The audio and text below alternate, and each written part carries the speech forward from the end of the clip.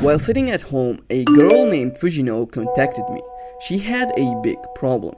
She said she's trying to come up with characters for her story, but she can't make them interesting and unique. She wanted a solution for this issue. So I asked her a simple question. Fujino, how do you make your characters? She replied, I come up with a character name, I write down what they like and they don't, and I write down what makes them unique. And still, in the end, they are still not interesting and nobody really cares about them. At this point, I told her that she should try this specific method, and indeed, it worked.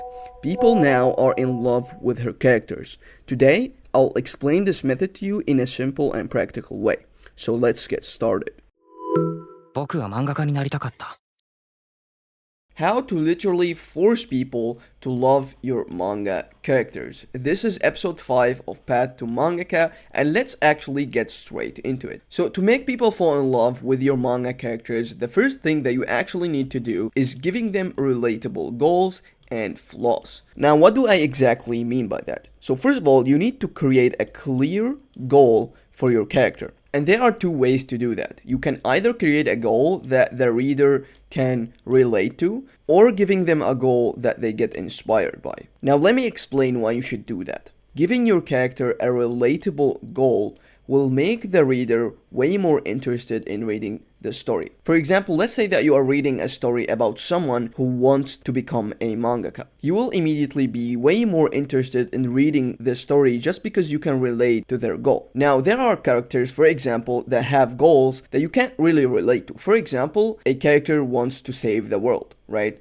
So you can't really relate to that goal, but you can get inspired by this goal. And so when you give your characters a goal, make sure it is either relatable or it makes people get inspired by. But once you give them that goal, it's really important to give them flaws for the imperfection. So adding flaws to your character will make them feel way more like human, and then this will make the reader be able to empathize with that character way more. So for example, to make the character feel more like human, you can make the character wants to protect their loved ones just like we all want to do, right? So this will make them feel way more like human. Now, your action task for this step is to write down your character's goal and identify the flaws that will make them relatable to the reader.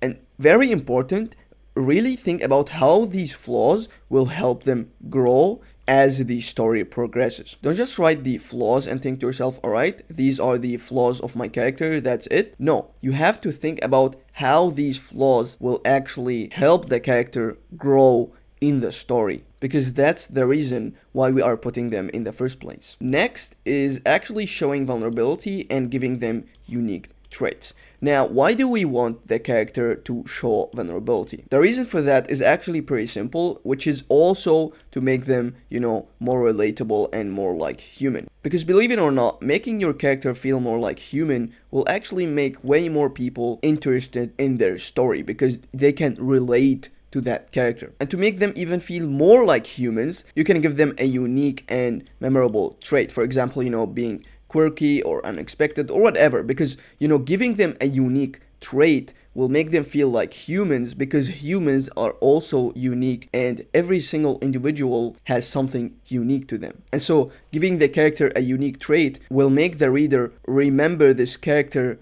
so much more than not giving them something unique. So an example for that would be giving a strong character the fear of failure, or having a tough leader who loves pets. This contrast will make the character way more lovable, because if you give a very strong character this vulnerable trait or unique trait, like in pets for example, it will create this big contrast and it will make the character way more interesting. So your action task for this part is to consider your character's biggest vulnerability and also one trait that sets them apart from other people. And now, also very important, write down how these elements show up in your story.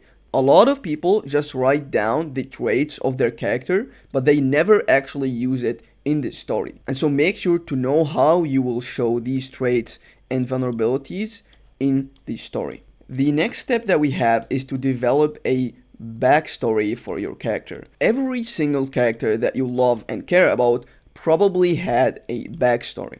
And the reason for that is because a backstory explains the behavior and mentality of this exact character. Think about it. If you really know what happened in the past of this character, you will be able to understand why they are doing what they're doing, right? And this will create an emotional depth to the character. Because if you only see what they are doing right now without what happened to them back in the past, you'll think to yourself, oh, alright, cool, he did this, period. But if you actually know what happened to them, then you will be way more shocked, way more invested. And so an example for that would be that the character learns to trust again after being betrayed. So imagine that you only knew that this character trusts a lot of people without knowing that he was betrayed in the past. This will be not interesting at all, right? But if you actually knew in the backstory that they were betrayed and now they are trusting again, this will be way more interesting. And so your action task for this part is to write down the backstory that influences the actions of your character, and also ensure that this is reflected in their interactions with others. Don't only show how the backstory is reflected in their action when they're alone, but also show it when they're interacting with other characters, because how they behave around other characters will say a lot about the character itself. And so you can bring these backstory elements to the interaction and show the reader that they are behaving in this certain way because of their backstory. The next thing that you need to do to make lovable characters is to balance the wins and defeats. So the character should face both wins and defeats. You can't always make the character win. The character needs to actually struggle, because if they only win, it will be boring, and if they only lose, it will also be boring. But if they win and lose, then the reader will root for them all the time, and the reader will be way more interested in what happens, because they don't really know, are they going to win, are they going to lose? And you see that in a lot of sports anime like Kuroko no Basket or Haikyuu, because an example for that is the success feels earned after overcoming a setback. So winning a match feels really good after losing a match before. So your action task for this part is to create a list of victories and defeats that will happen to your character in the story.